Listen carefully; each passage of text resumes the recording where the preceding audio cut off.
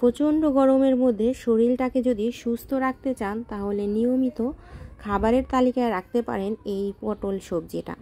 অনেকেই পছন্দ করেন, আবার অনেকেই পছন্দ করেন না, আর যারা পছন্দ করেন না তাদের জন্যই আজকে এই সুন্দর আয়োজন।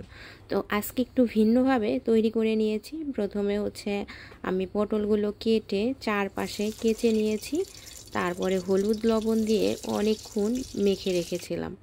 তো এখন কড়াই বসিয়ে তেল গরম করে এর মধ্যে আস্ত পটলগুলো ভেজে নিব।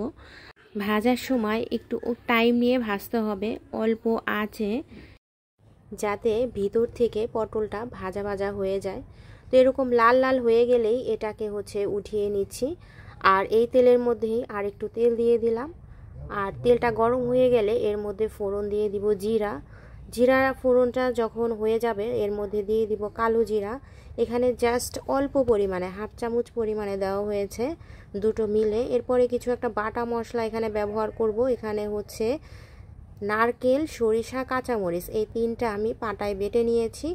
এখন দিয়ে দিলাম তেলের মধ্যে, আর একটু পরিমাণে জলও দিয়ে দিলাম যাতে মশলাটা পুড়ে না যায়। এখন গুঁড়া মশলাগুলো অ্যাড করে দিচ্ছি। 1 চামচ পরিমাণে হলুদের গুঁড়া, 1 চামচ পরিমাণে মরিচের গুঁড়া, সবগুলো দিয়ে ভালো করে কষিয়ে নিব।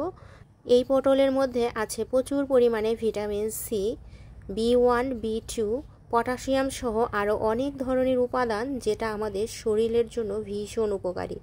দিয়ে দিলাম স্বাদ অনুযায়ী লবণ। এখন দেখেন মশলাটা থেকে আস্তে আস্তে কিন্তু তেল ছেড়ে আসবে। তো যখন তেলটা পুরোপুরি ছেড়ে আসবে তখন এর মধ্যে এই যে ভেজে রাখা পটলগুলো দিয়ে দিলাম। তো পটলগুলো দিয়ে মশলার সাথে পটলটাকেও একটু কষিয়ে নিব। প্রচুর পরিমাণে ফাইবার থাকায় এতে কিন্তু আমাদের হজমে অনেক সহায়তা করে। যেটা এই পটলটাকে খুবই সুস্বাদু করবে সেটাই দুধ। এখানে আমি গুঁড়া দুধ গুলে দিয়েছি 1 কাপ পরিমাণে। আপনারা চাইলে গরুর দুধটা দিতে পারেন। তো আমার কাছে গরুর দুধটা ছিল না, যার কারণে আমি এখানে গুঁড়া দুধটা ব্যবহার করেছি।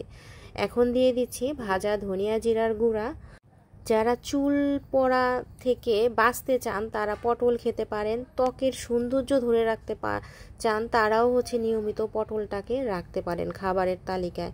আমাদের রক্ত পরিষ্কার করে। এখন দিয়ে দিচ্ছি হাফ চামচ পরিমাণে একটু চিনি, যেহেতু সরিষা দিয়ে রান্না করা, যার স্বাদটাকে ব্যালেন্স করবে।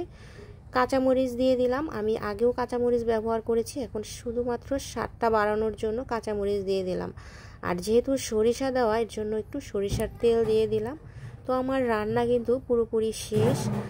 তো কেমন হয়েছে অবশ্যই কমেন্টে জানাবেন। খেতে কিন্তু ভীষণ মজা হয়েছে। তো আজকে এই পর্যন্তই।